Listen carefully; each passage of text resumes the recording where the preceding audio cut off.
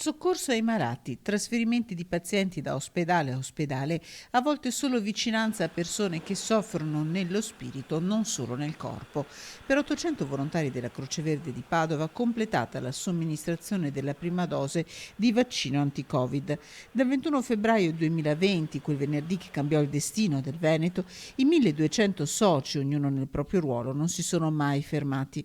Un'opera corale di servizio alla collettività in stretta sinergia con le autorità sanitarie. È un modo per tutelare i nostri operatori che ogni giorno dal 21 febbraio scorso sono impegnati nella lotta contro il coronavirus a seguito nella sanità padovana. Vaccinazione fatta da volontari a volontari grazie alla collaborazione con l'Associazione Medici di Strada e il Comitato Mani Unite per Padova.